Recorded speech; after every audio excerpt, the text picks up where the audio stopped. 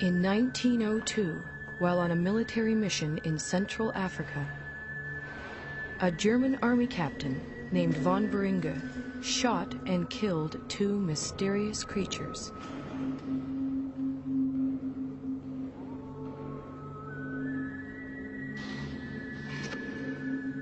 He then sent the skull and bones of one of them back home to Germany.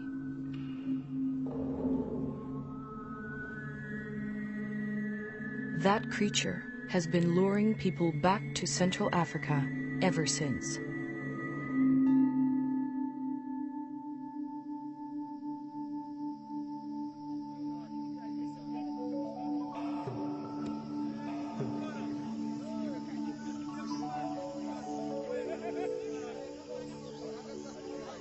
In 1921, American naturalist Carl Akeley made his way to the gorilla's ancestral home. The Virunga volcanoes, in what was then the Belgian Congo. Akeley brought a movie camera to document his visit, and a little girl to help prove Africa wasn't such a dark continent.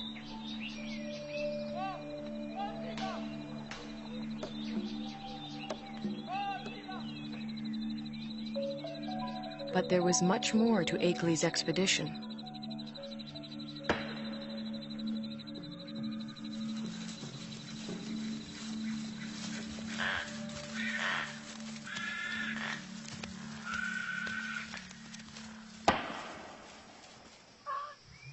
Akeley had come to collect mountain gorilla specimens for exhibit in New York.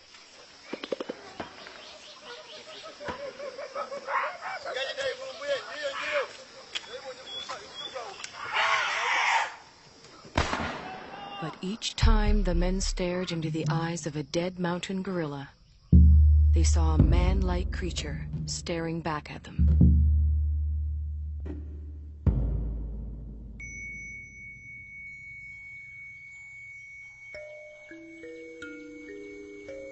Akeley decided the killing must end. He urged Belgium's King Albert to make a permanent sanctuary of the gorilla's home.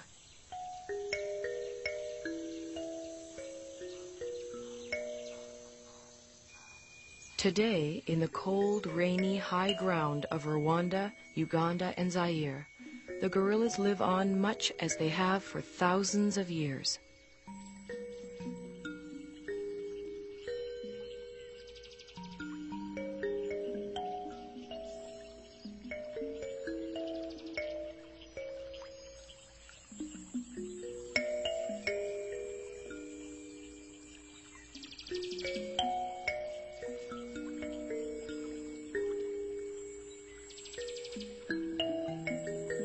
Only now their mountain home is tiny and isolated, pressed in on all sides by people and farmland.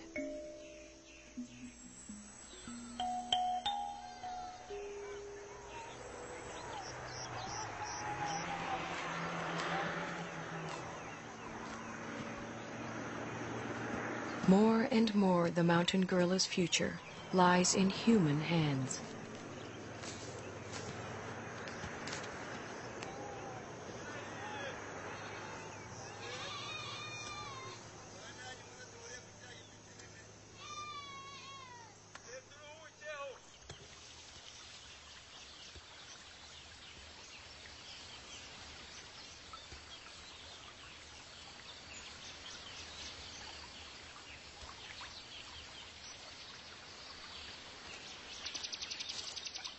American field biologist George Schaller was the first person to study mountain gorilla behavior.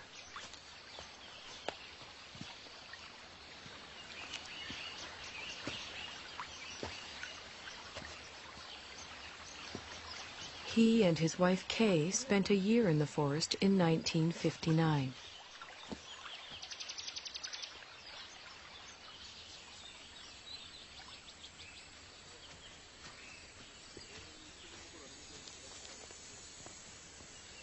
A number of other scientists have followed. Among them, current director of the Karasoke Research Center, Diane Doran. Hi. Hi. You made it. Good to see you. Hi. Hi, nice to see you. You made it just in time. The patrol's going out, and I was going out to see gorillas of Darbaguisa. Would you like to come along? Wonderful. Great. Okay. Tuginde. Kendaguisa.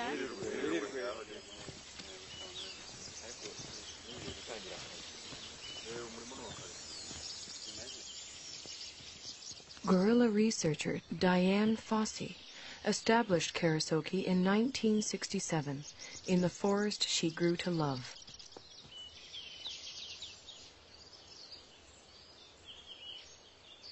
For Schaller, too, the forest became an enchanted place.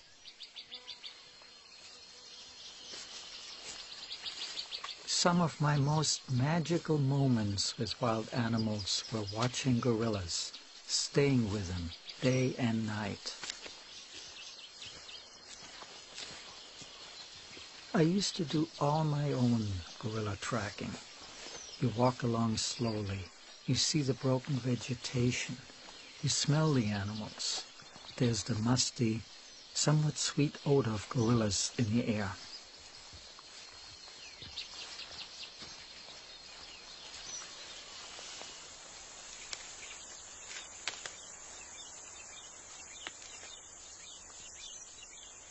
When you follow them hour after hour, you adapt to their rhythm of doing things. You move at their speed. You start thinking at their speed, almost. And that is a lovely feeling for a biologist, to seemingly enter into the lives of the animals without disturbing them.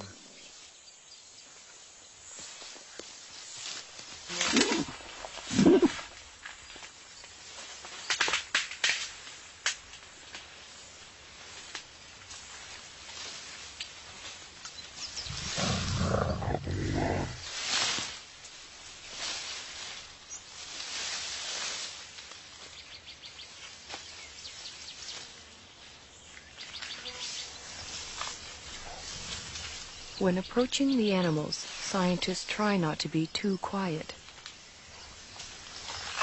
Mountain gorillas like to know when people are near.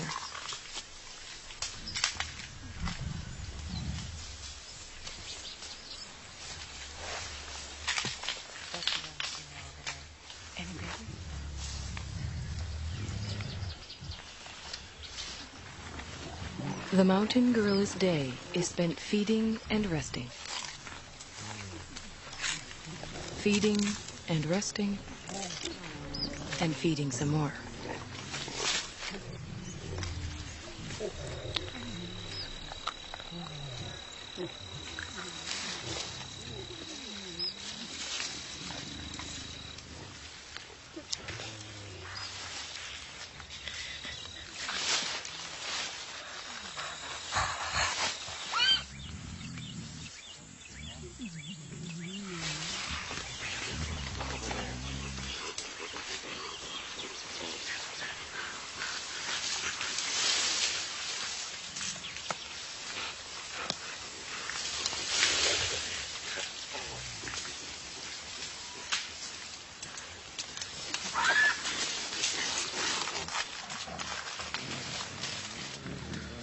There are only a few hundred mountain gorillas left in the world. Most live as part of a family. The father and protector of this family is the male silverback, Umagumi. He acts as a magnet for the group. The females gather around him. Their infants and offspring gather around them.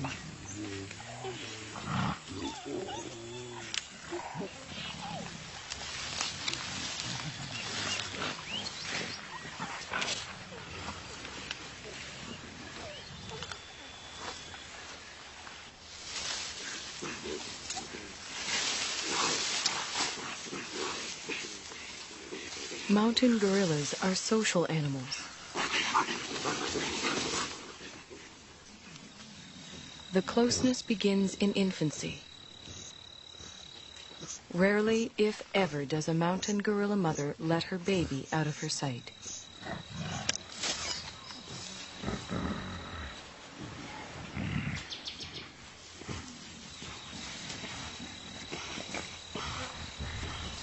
The baby, for his part, likes nothing better than to make contact with the other members of the group.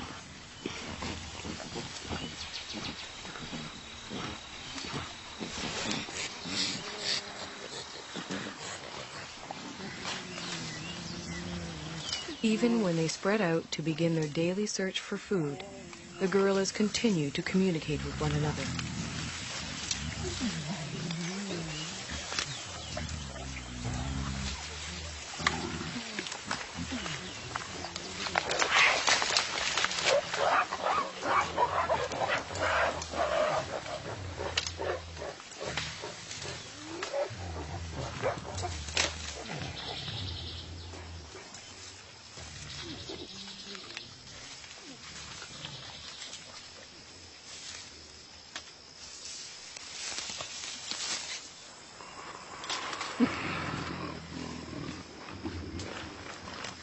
While the adults devote most of their waking hours to foraging for food, the youngsters devote most of theirs to play. Park guards have named this 3-year-old Nzeli.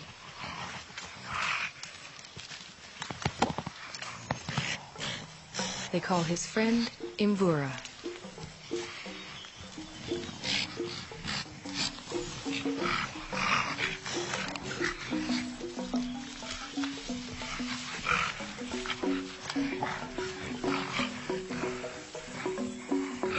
At 8 years, Karira is a bit of a bully.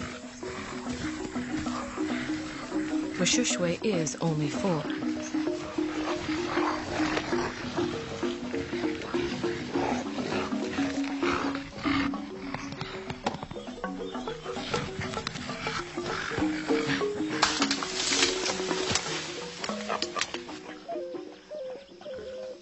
The games they play help the youngsters determine their status in the group.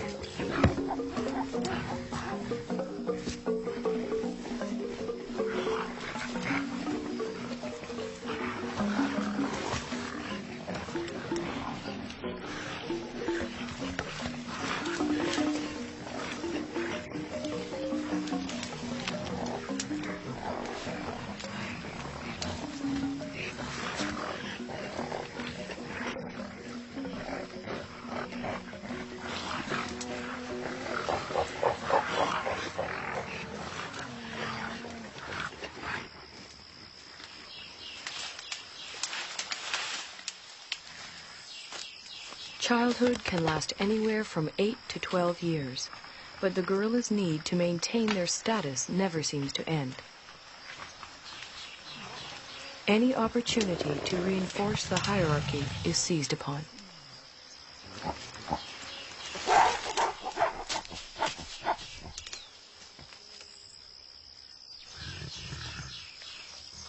Then comes young adulthood.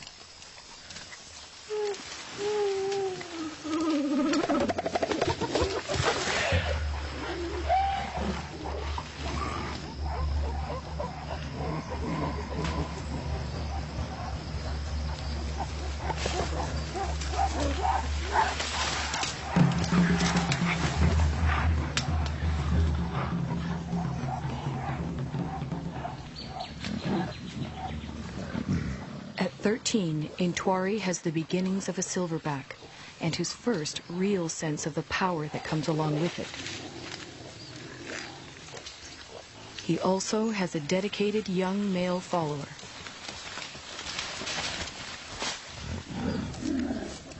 But what Intwari really wants is the attention and allegiance of the females in the group.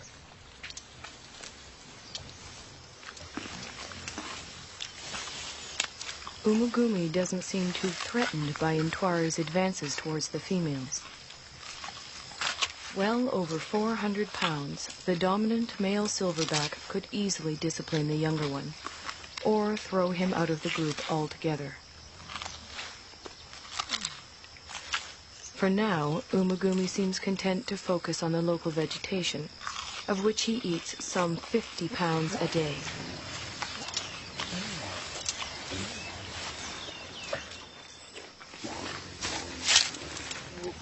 Mountain gorillas are mainly vegetarian, with a few ants and grubs thrown in for good measure.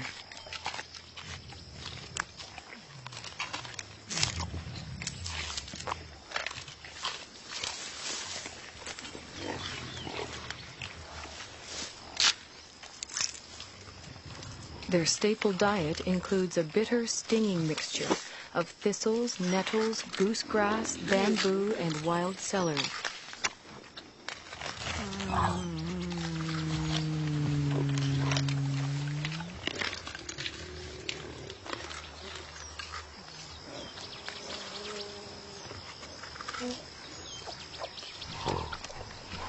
Although he has already begun to experiment with the food his mother likes to eat, Abumwe will continue to rely on her milk until he's 3 years old.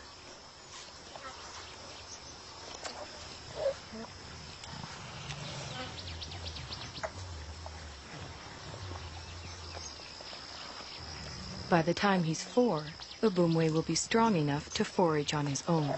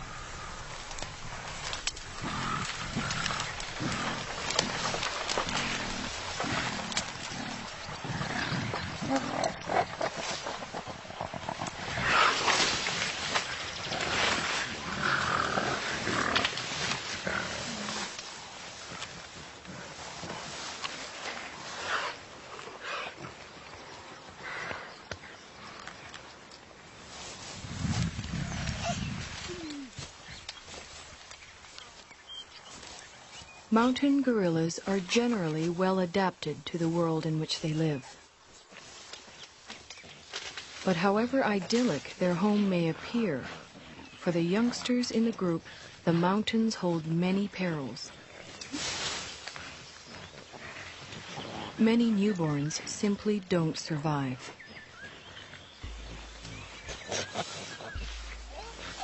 Mbele gave birth 2 days ago. It will be several months before she can even let go of her baby, much less let him out of her sight.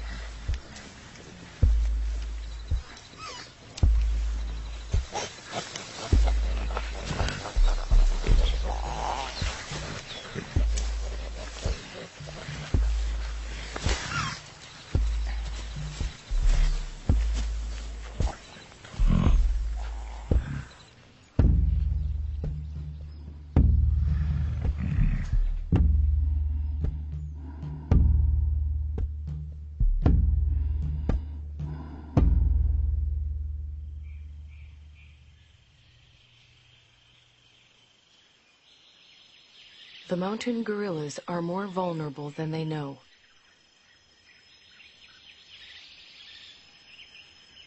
Their ancestral home is much smaller than it once was.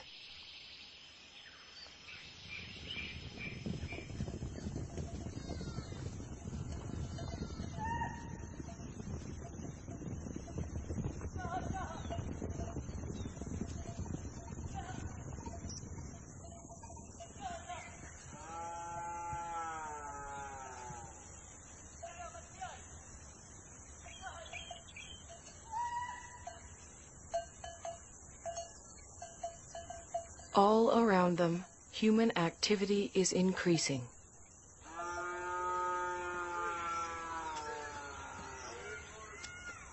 Yet the mountain gorillas continue to live and move in ways familiar to them for generations.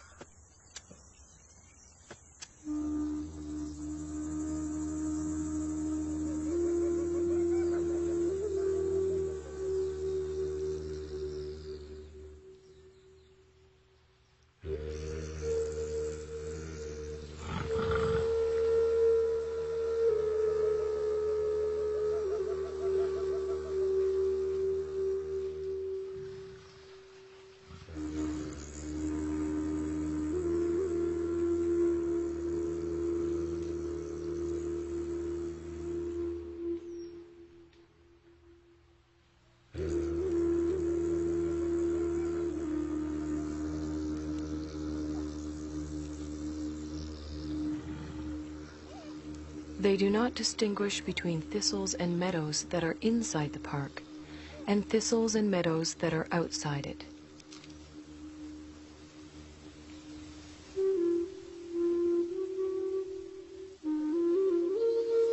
They simply go where their never-ending search for food takes them. Only now they find others there.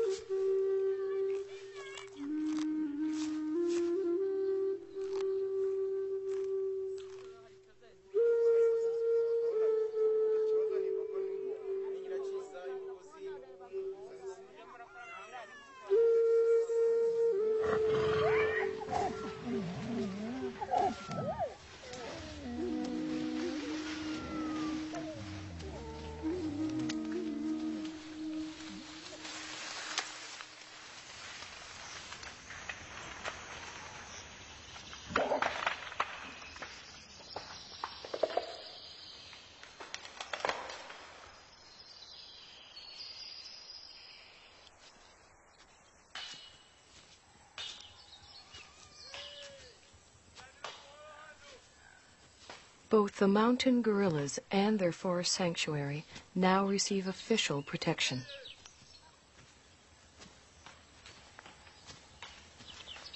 Park guards and anti-poaching patrols go to the forest every day.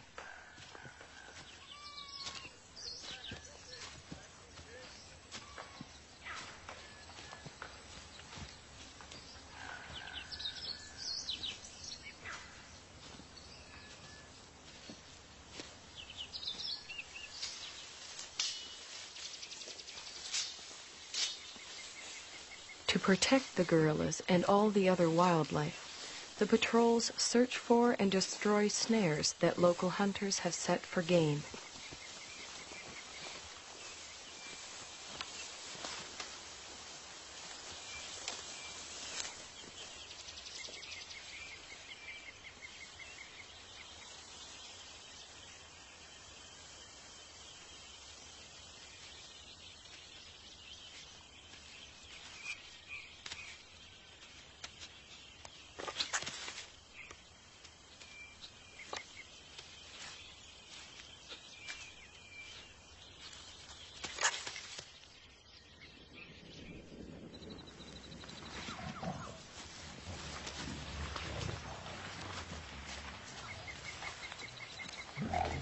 The guards search the forest, checking on the gorilla's whereabouts and welfare.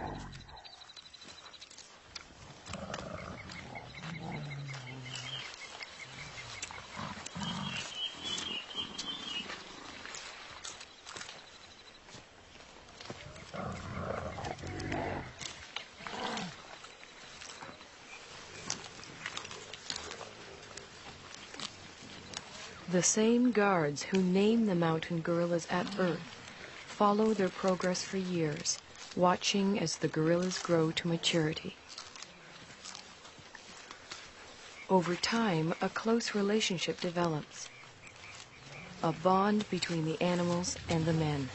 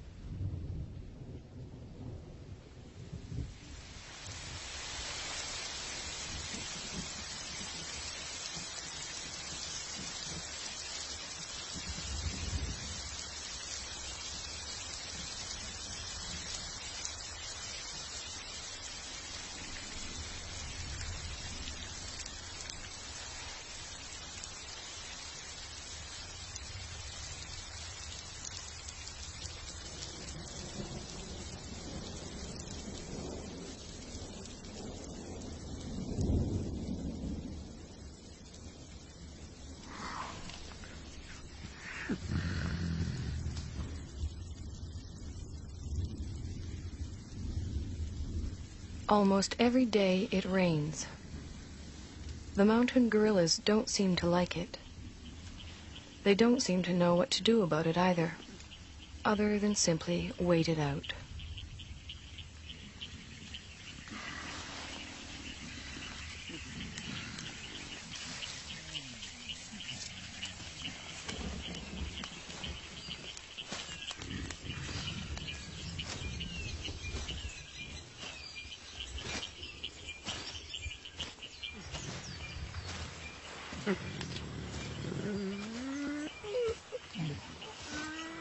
At least the rain provides them with a rich supply of food.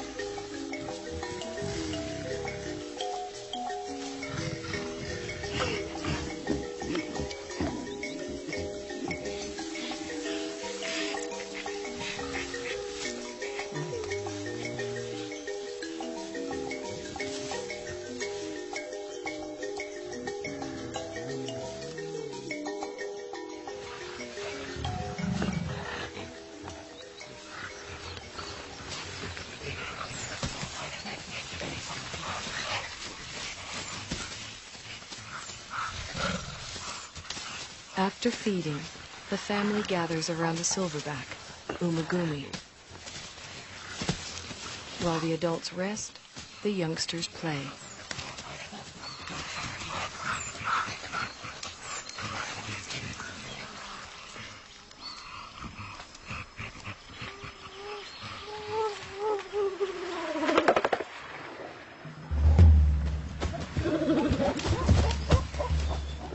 For the group's leading young adult male, it's become much more than play.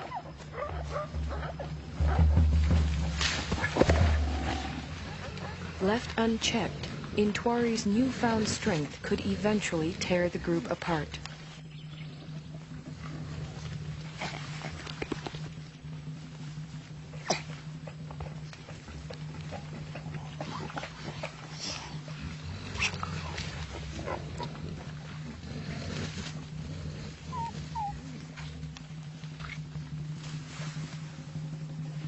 The threat Intwari represents puts females such as Poppy on edge.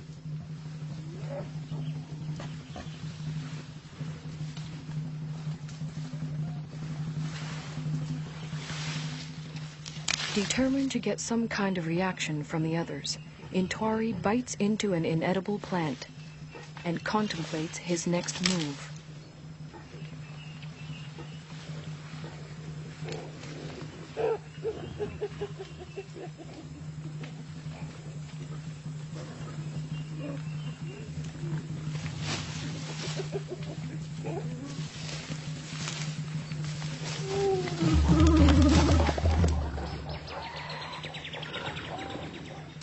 This time, even Umagumi seems uneasy.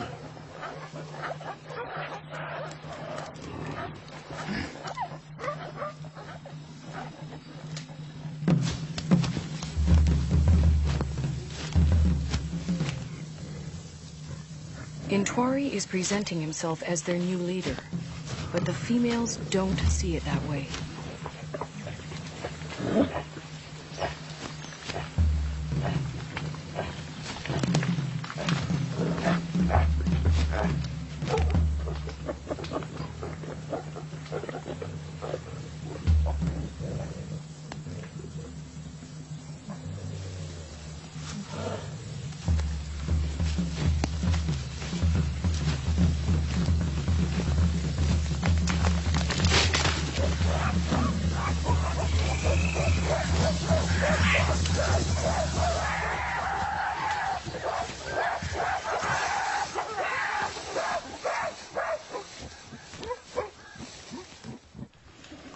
Having forced Intwari out, the group moves on.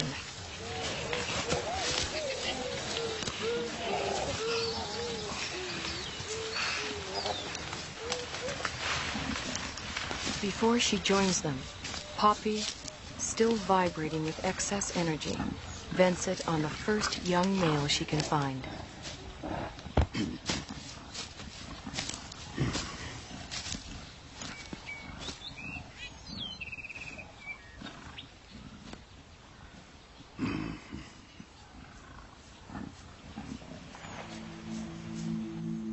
To be pushed out for good seems harsh, but what Intwari really needs now is time and space to mature, to the point where he too can have a family of his own.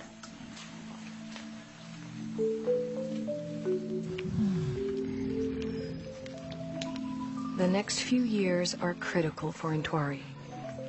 They are also critical for all the other mountain gorillas.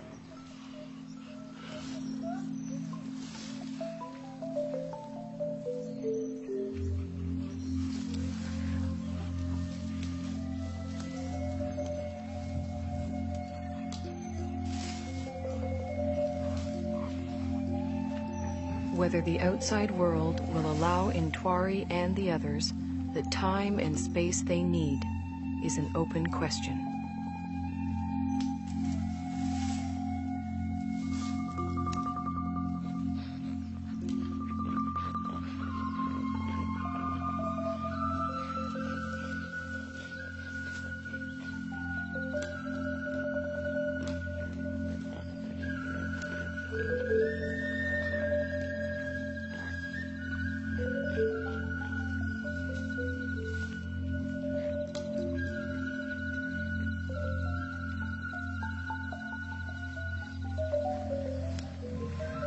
One thing is certain. If the mountain gorillas are to survive, we will have to protect them and their forest home forever.